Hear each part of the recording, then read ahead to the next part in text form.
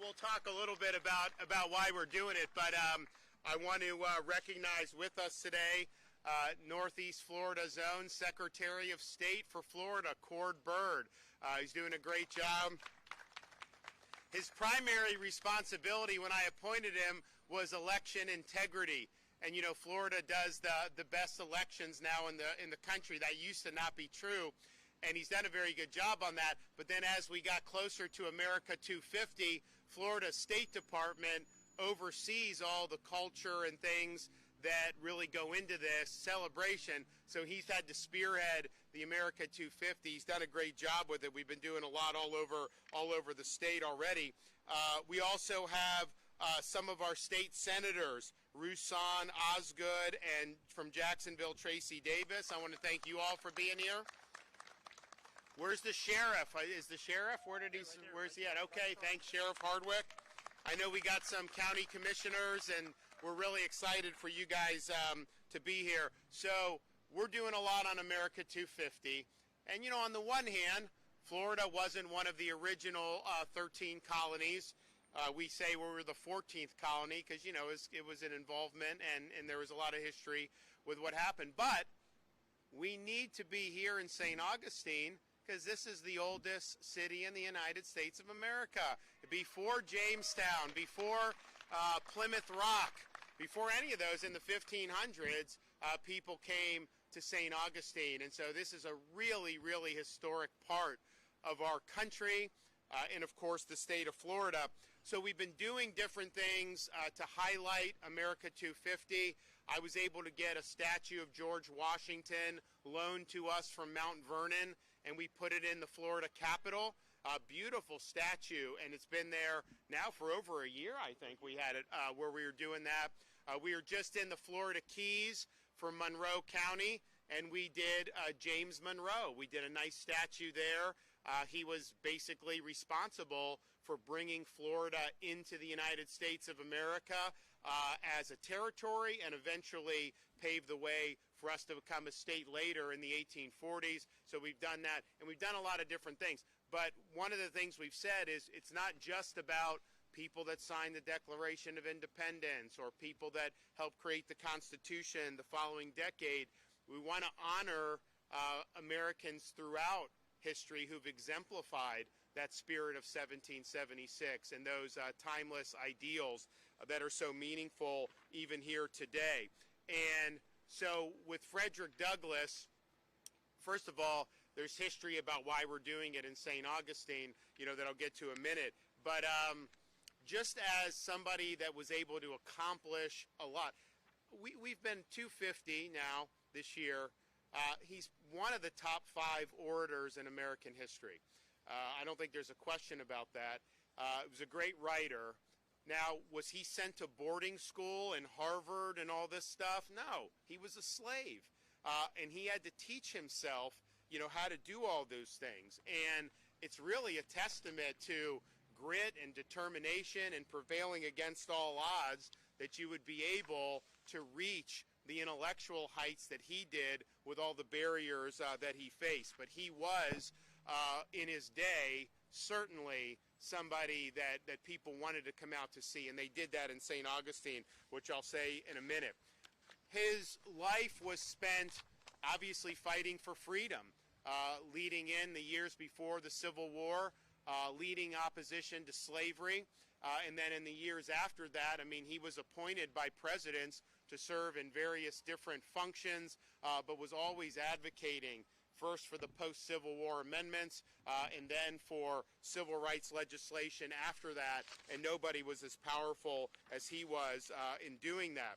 Now, it's interesting because when he became prominent initially fighting against slavery, you know, there was a strain of the abolitionist movement that was like, this whole thing is rotten, the Constitution, all of that stuff, because obviously when America was founded, there had been slavery here for 150 years. Even though many founders opposed it, others in the southern states supported it. And the Constitution didn't outright abolish it. And so that was a view. Now, Abraham Lincoln did not share that view, but that was a view that a lot of them had. And Douglass initially had that view, and he was very forceful with it. But then as he studied it, as he became, he started interacting with Lincoln, all these people, he changed his position on that. And he said basically, what the Constitution did was put in a process, that would lead to slavery's elimination. And he really believed that most of the founding fathers wanted to see that. And so he highlighted the portions of the Constitution that were protecting liberty, that were restraining government. And he became a very strong spokesperson for all of those different things. And so he gave a famous speech where he started articulating all these things. He even went overseas and was doing this. I think he was in Scotland talking about why the Constitution was something that needed to be upheld. So that was a major intellectual point, because I think it goes to, and he was very consistent with Abraham Lincoln. Abraham Lincoln's position was the Declaration of Independence says what it says. It says we're endowed by God with inalienable rights. We're not because of the government. These are natural rights. Government, duly constituted, protects those rights. And so he viewed slavery as an infringement on that original covenant with American independence. He thought the Constitution was a compromise, but ultimately designed to ratify the Declaration of Independence, even though they weren't able to eliminate it right at that time. So Lincoln was very positive about that, and so was Douglas, was very positive about it. And then obviously, as you had the 13th and 14th and 15th Amendments, people like Lincoln and Douglas would have said, that's just confirming what the Declaration of Independence intended all along, that people are treated as individuals and that their rights are respected. And, there was a bumpy road with a lot of this. I mean, the Supreme Court, rendered the Dred Scott decision, which is a really bad decision and one of the worst to this day. Lincoln attacked it. Frederick Douglass attacked it. Those amendments really corrected that and then put that place in process. And so, but that obviously was only part of it. There was many fights that happened. There was kind of a commitment at the time for civil rights and some of these things. You had Reconstruction, but then, there was a breakdown of this. And so a lot of these battles became really strong, and some of them obviously took many, many decades in many parts of the country. So Douglas was always out there preaching the truth, always standing for rights of individuals regardless of race. And he would go around the country and he would speak. And so he would do like a train. So he was in the late 1880s. He's on a train. He comes down. He originally stops in Jacksonville. He had 2,000 people at a train stop to hear him speak in 1889. I mean, you couldn't get 2,000 people for almost anyone to come, maybe the president, maybe a few others, but that's a lot of people. Now that would be a lot of people. Then, can you imagine 2,000 people on horse and buggy or walking, crowding this train station to be able to watch him speak? And if you think about it, at the time, that was about 10% of the population of the city. So today, you would need 100,000 people to show up to represent the same amount of folks.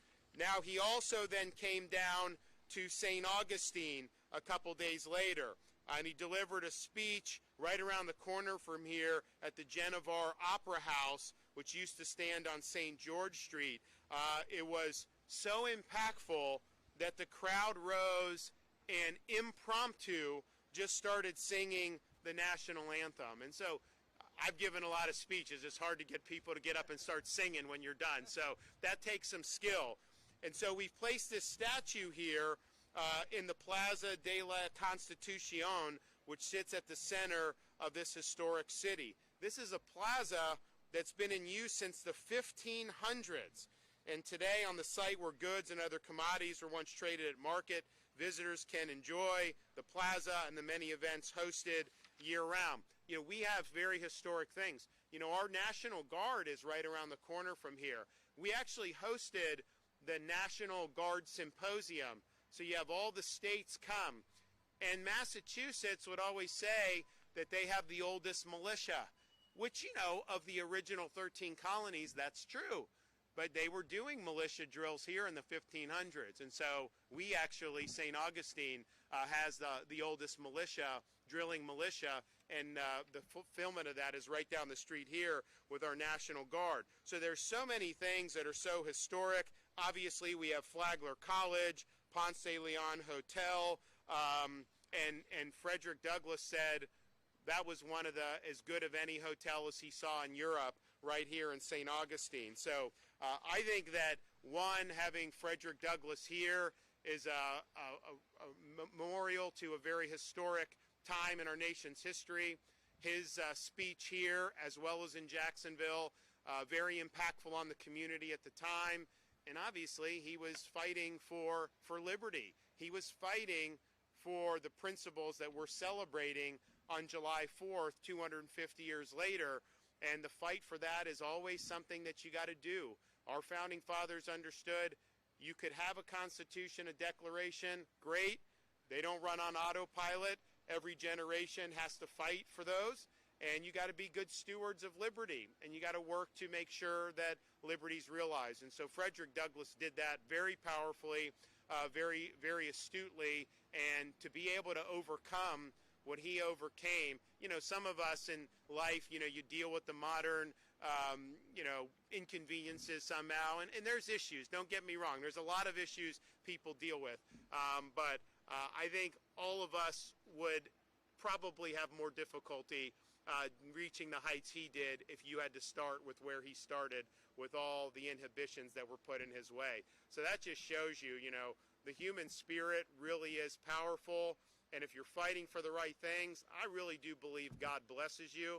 And I think when he was fighting for that sacred fire to carry on the torch of the sacred fire of liberty, I do think he was doing God's work. So I'm excited to be able to have been a part of putting Frederick Douglass here, particularly for young people. They're going to be able to come and see and learn about Frederick Douglass. And I think they'll learn a lot about freedom and equality, and that's really, really significant. So we have the signage, which talks about some of the things with his biography, talks about him being an abolitionist, talks about Frederick Douglass being in Florida at the time. I mean, we weren't a state for very long, maybe 40 years at that point when he was here, and what he was able to do. But he liked this. He spoke very positively about St. Augustine, and now forever his visit here will be remembered. So thank you to Cord, Department of State, for getting this done. And I know we're going to hear from Cord, and we're going to hear from our friend, the Senator, in a minute. So come on, Cord.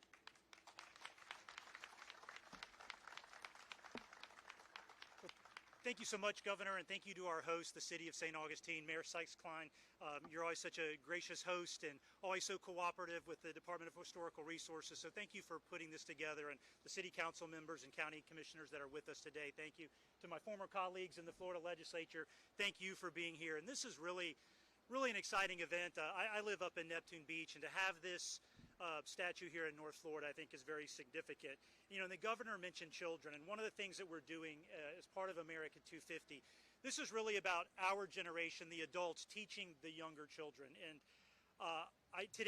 in preparation for today, I pulled off I have at home the narrative of the life of Frederick Douglass, and I started perusing it, and the governor is absolutely right. For this man who was born into slavery, whose mother was taken from him, he says he doesn't really have much memory of her other than sneaking in at night to try to lay down with him. The obstacles that were presented before him and what he was able to do, while he was not a founder, it is significant that we are honoring him. You know, he had every reason. Frederick Douglass had every reason to oppose the Declaration, to oppose the Constitution, to oppose the founding, and he did for part of his life. But from 1851 onward, and for the rest of his life, Douglass supported the Constitution as a foundational instrument of liberty. He actually referred to the Constitution as the glorious liberty document, which guaranteed the rights of all liberties of all Americans. And he fought not only to end slavery, but also for voting rights and to ensure the voice of every citizen of our republic mattered. The governor went over why St. Augustine, why the significance of this spot, because in 1889 he carried this message to Florida. He was in Jacksonville, spoke to 2,000, and then came to St. Augustine and delivered that same message. And so today we honor him not just as a figure in a textbook, but as a man who dedicated his life to our founding principles. And the governor noted, and it's so important, that he was a leading intellect and orator of his day. And while we cannot hear him speak, we can reflect upon his words, which are as relevant today as they were in 1889. And so this is really part of an entire year-long celebration. And I've looked around, Governor, because we do like to do everything bigger and better in Florida. And I don't think there's another state in the country that is doing more than we are to celebrate our founding and Florida history every single day. On America Florida 250 FL, we're putting out information, we're holding events. Last week we had the duel at Daytona. So I would encourage everybody to follow us on social media, come to our website, come to these events, share the stories. We have such an amazing history to tell. We are the 14th colony. That's how we're billing ourselves. And Florida's just such a great place to live, and it's just really exciting to be here today, to be able to celebrate the life of a great American in Frederick Douglass, to do it here in St. Augustine, and to be with all of y'all at this important event. So thank you, Governor. Thank you for allowing me to be here today.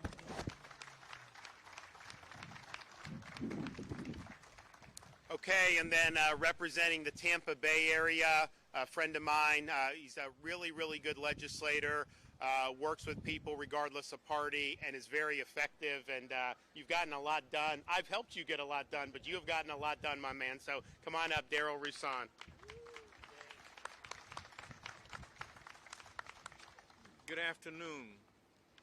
You have heard the history from the governor and our Secretary of State. But let me put context to the text. Frederick Douglass plowed the ground for freedom. He escaped oppression for freedom. Today we reap the harvest of his work. Today we memorialize for all generations to come the significance of his life, the significance of his work. History matters, and this is a memorial of a great man whose history is fighting and escaping oppression. We in the free state of Florida celebrate freedom. History connects generations and gives context to text. On behalf of the Florida Legislative Black Caucus and my colleagues who are with me today, Senator Osgood and Senator from Jacksonville, Tracy Davis, who I think wants to come up and say a word of congratulations, but we're just happy to be here today to support this effort. Tracy? You're going to mention the museum? I can. Hello, everyone. How are you? Isn't this exciting? I am State Senator Tracy Davis from Jacksonville, your next door neighbor, and this is so exciting. The celebration of Frederick Douglass, and having this martyr, this statue sitting here in the center of St. Augustine, it can't be a better day than this. Just thanking everyone, and to thank everyone for coming out to help us with this honor, but even more so with the leadership in St. Augustine, for us to be able to have this and for people to come from all over. We were just talking as we were flying over about the beauty that St. Augustine gives us, and especially for me and others during the Christmas holidays, but you all are busy all the time. But, it's just not this statue and this memorial that we have in the heart of the city. It's also the Florida Historic Black Museum that's coming your way. And our governor helped us with dollars and cents, and he's going to keep doing that. So we're excited about that as well. We're doing some work in the House and the Senate to make sure there is a committee and task force ready to get that going. But I know as long as this governor is in place, and as long as he has St. Augustine in his heart, whether he's the governor or not, he's going to continue to help us with that. So thank you all again for being here. This is so exciting, right? 250 years, right? Thank you. Yeah, so we've got, like I always say, every time we do these events, we've got more irons in the fire. so there'll be other things coming out. But I really am glad that we've decided to not just highlight people that were actually a part of America 250, and they deserve credit. I mean, they were great leaders, but people that have really fought for and exemplified those ideals. And this guy right here was a big warrior for freedom and was, one of the most impressive statesmen in American history when it's all said and done. So congratulations to the memory of Frederick Douglass. You're going to always have a place in the free state of Florida, in the great city of St. Augustine. Okay, do we have any questions? Yes.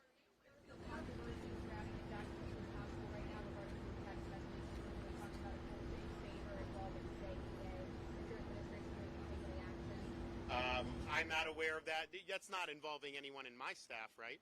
Okay, yeah. No, yeah, I'm not aware, but I'll look into it. Yep.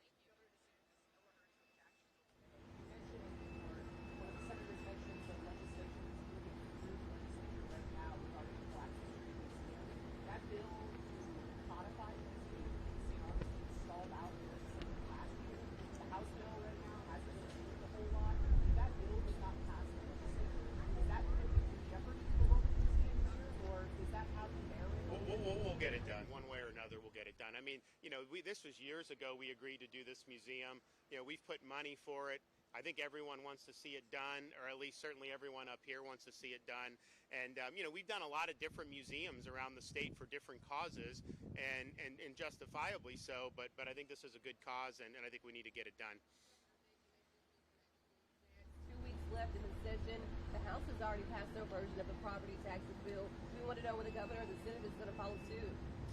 Great. So remember a year ago, nobody was talking about property tax until, the people were talking about it, but the elected officials weren't until we started talking about it. And because it's an issue that's affecting a lot of people, and it's a way to give people relief from costs that are tough, right? I mean, look where groceries were, and this is nationwide. This is not just St. Augustine in 2020 compared to now.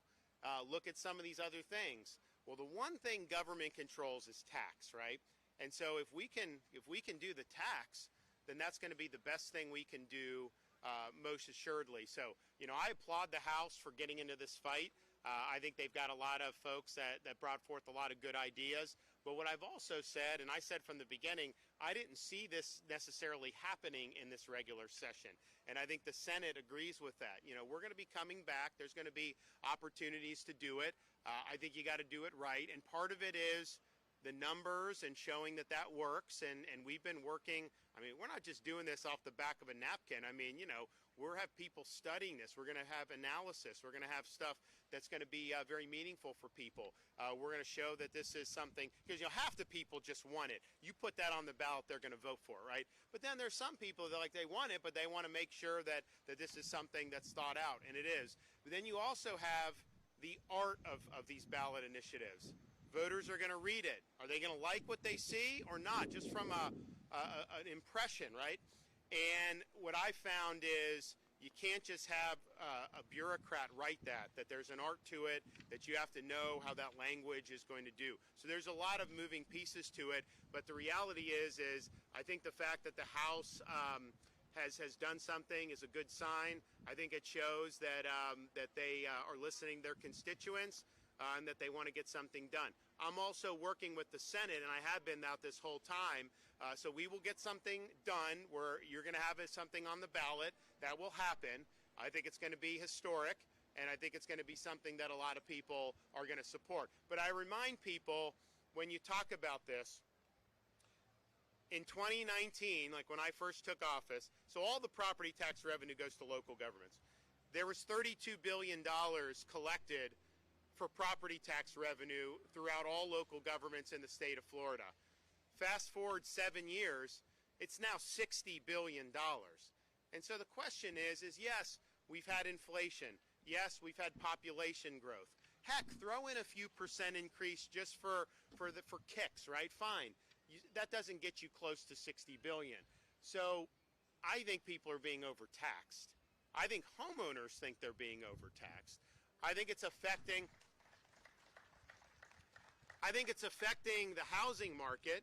I think there are people, and interest rates have an impact, but I think there are people who, could potentially move, who are not doing it because of the tax implications. You do have an ability to transfer part of the, the homestead exemption, but that was never indexed for inflation. And so now someone that bought a house 30 years ago, the value nominally is way higher than what it was when you bought it in most parts of Florida. So it still creates a disincentive, and there's a lot of issues there. So I just think at the end of the day, going from 32 to 60, that's more than how much that revenue should be growing. We have to stand for taxpayers. So I'm very confident. And I also said, too, I don't care about the second homes or the Airbnbs, these investment. I want to do it for Florida residents and their primary home. That's what I want to focus on. That's only a third of all the property tax in the whole state. 2/3 is the commercial and the other stuff as it is. So I'm confident you can do something really historic, and we're going to continue to work through that. So I would just say stay tuned. I would not anticipate this happening in the regular session. That was never our plan on this, and there's reasons for that, but it's going to get done, and you guys are going to be able to go to the polls and be able to vote something that's really, really meaningful. I just think at the end of the day, your home is your castle. You either own it or you don't, right? And if you have to keep paying tax to the government your whole life just to live on your own property, do you really own it then if they can take it back from you if you don't pay? And I think a lot of people look at that and they say, yeah, you know what? We really should own the home. I also look at these younger people. The home values have gone up, and that goes up and down, and maybe it'll come down. It probably will, but still, they're coming in, and their tax is way higher than someone in the same neighborhood that has owned the home for 20 years. Not even close. And that's not something that's going to help the younger generation really do well going forward. So, and people ask me, oh, well, how is this county as rural going to afford this or that? First of all, I think everyone is getting way more revenue than they should be based on the numbers I cited. But I put in my budget a provision recurring to take all 32 rural counties and replace the revenue from the property tax. How could you oppose that at that point? I mean, you're a rural, your people get a massive tax exclusion, and then you still get money from the state to be able to backfill all this stuff? That sounds like a pretty doggone good deal to me. So we're going to make sure that people see all that and that it's something that's really positive.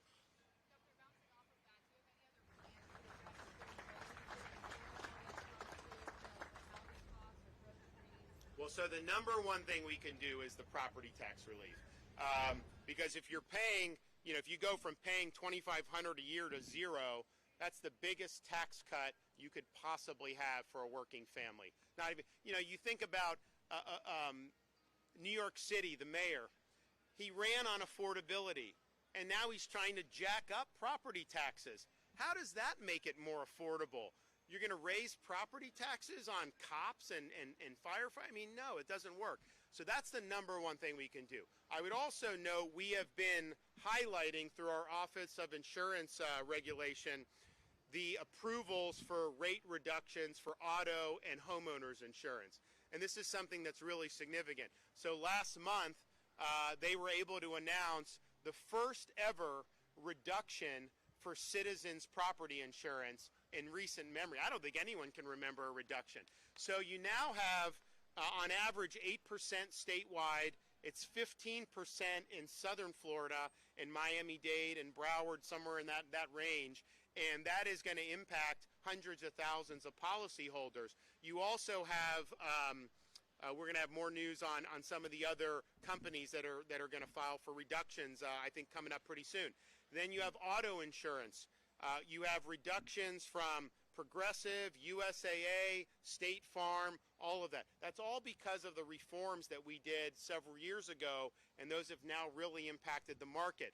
So that's not something we control directly, right? The state government does not set your auto insurance, but it's a private market. But if you could do things like we did to make the market better so more people come in and consumers have more options, well, that's great too, because the number one thing that's gone up nationwide is insurance, health insurance, auto, and home. Now, the health insurance, the feds have taken that over, and that's caused it to go dramatically more expensive. I think it's very difficult with health insurance, what's gone on. I would do whatever we could there, but the reality is the federal government has kind of taken that field over. But on the auto and the home, what you're seeing in Florida is positive movement. And a lot of people said that wasn't even possible several years ago. What I would tell Floridians on the auto insurance, if you have a policy and they send you a renewal, they may not have the rate where they may try to send you the same renewal. Look at other options. Because what I've found is people have told me, hey, you know, some company announced a reduction and then mine didn't go down. And I was like, did you shop around? They're like, no. And I'm like, well, shop around and let me know. Then they say, oh yeah, I saved a few $100s. I was like, okay, well then that. So it may be that what you get offered is just the continuation. And if you shop around, then you'll be able to get a reduction. But what I can tell you is the filings that are going into the state insurance agency are for decreases for auto insurance. And that's not been true in a long time. And, you know, we have a problem in Florida. You know, it's not as bad here, but you go to different parts of the state, you know, it's a tough driving situation. You know, you've got a mix of daredevils, we got elderly, we got this, we got that, and it just is what it is. Like, there's not an easy fix for that. So we've always had these issues. Now I think with the reforms, it's paved the way for some positive, and people are starting to see that. Now, what else can you do with some of this? Be careful on doing some things that are ultimately going to raise the costs, right? Sometimes government will have proposals to subsidize, and they may subsidize this person or that person, but the net result is it drives the cost of everything up. So I certainly wouldn't want to do that. I think you are going to see the cost of homes. I think you're going to see some of it come down, and the reason is homes aren't really selling. This is true nationwide. They're not selling. And why is that? And I think it's because buyers don't want to pay those prices right now. Even though interest rates have come down, they're not as down as they were 3 years ago, but they've come down for year over year. That's pretty significantly. I think it's under 6%. It was, 6.8 or whatever it was. But I think the issue is the COVID boom in housing. I think people are like not willing to pay COVID prices right now. There was a lot of money floating around then, as you remember. So I think you're going to start to see something's got to give. Either people got to start making a lot more, or the prices are going to have to come down. But what you don't want to do is have government try to manipulate that, because when government does, it ends up creating a whole bunch of problems going forward. But if you take the positive movement in insurance, and if you get this property tax, I would say those would be the two biggest things that can really make a difference in the lives of Floridians. One, legislation only has a tangential role in, right, on the insurance market. We don't control it. The other, taxes, we the people control this through our state constitution. And so if you don't like it, you have the ability to 100% change it in your favor. And that's what we're going to be looking to do in November.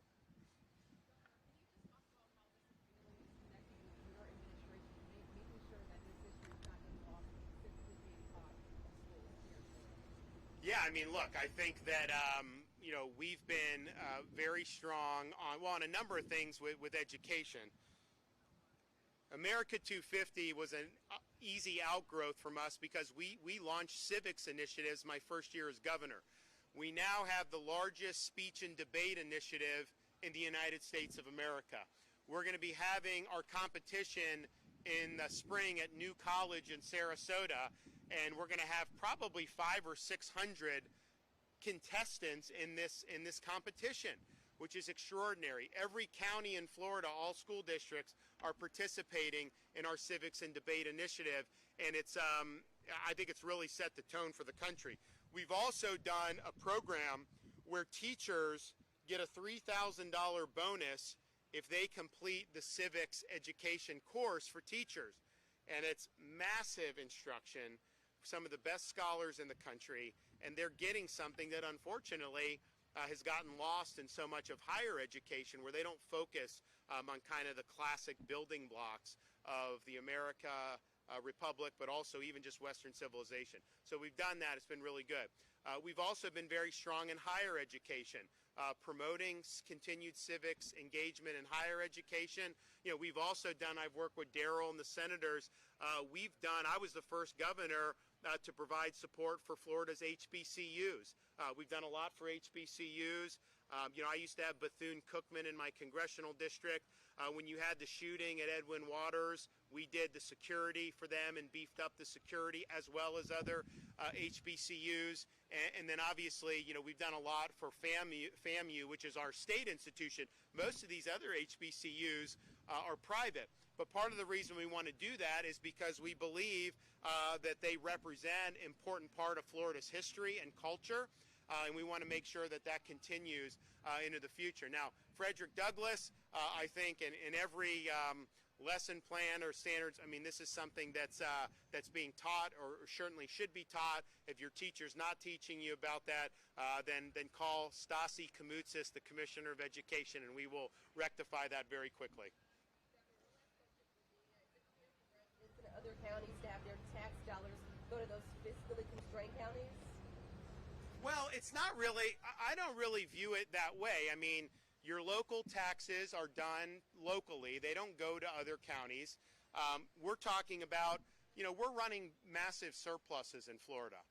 You know, when I became governor till now, we've almost quadrupled the state's rainy day fund. In fact, we maxed it out last year. We weren't allowed to put any more into the rainy day fund. If you look at the state's history, 180 years as a state, take all the debt that was accumulated. When I became governor, total that up. We've retired 50% of the state's historic debt just since I've been governor. We have a surplus in reserves. We have, in addition to the rainy day fund, we've got trust fund surpluses. We've got a lot of opportunities. And we've kept the budget basically constant. This will be the fourth year in a row where we've had basically a constant budget. We've had very little change in the overall budget. We're doing big things for Florida within that, but we're keeping it in a very tight top line. So always within the same frame, the same kind of, you know, 40 to 40 yard lines. New York State has millions fewer people than we do. Their budget's over twice the size of our budget. We're one of the lowest tax states at the state level, if not the lowest in the United States. So that surplus money that's there is not people from Duval sending money to people in Madison County. That's money that's coming in, a lot of it from people that aren't even Florida residents. You know, we had 152 million visitors last year. We set another tourism record. What's wrong with enjoying that they're contributing to the kitty in a big way? Because they pay sales tax, they pay these other taxes. That relieves the burden of Floridians. And in fact, if you had the same level of services at the state level and we didn't have tourism, that would be thousands of dollars more per family in Florida. So you don't want to do that. So that's money that's being generated because of Florida's economy and because of the environment we've created. So to be able to backfill fiscally constrained. And I'm also willing to help out other counties. Let's just be clear, and we'll talk more about that, you know, as we get closer. But if you look at like a Miami-Dade, you know, they have so many options. They've got people, they've got wealthy people from Brazil buying homes. They've got people visiting nonstop. That's not the same as Hamilton County in North Florida. It's just a different economic base. So it's a reality that there's differences here, and that I want to make sure that this works for everybody. And I think it will work for everybody. But just think about it. Even if you didn't like, oh, you're giving these local governments support on the back end, if that's what gets it passed, then why wouldn't you want to make it work, right? I mean, I want to make it work. It's just like when they did the thing in the 70s in California. They did the big property tax overhaul.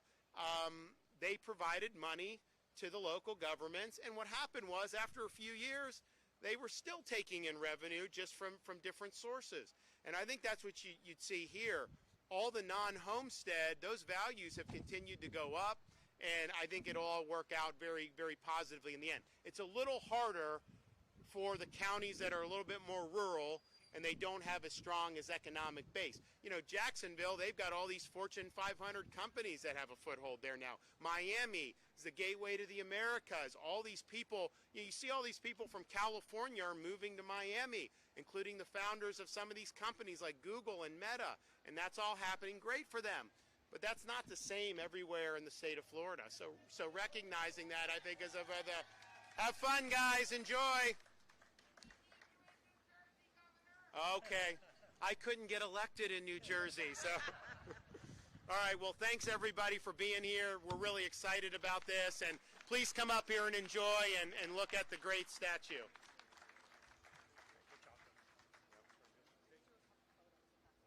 Photos here.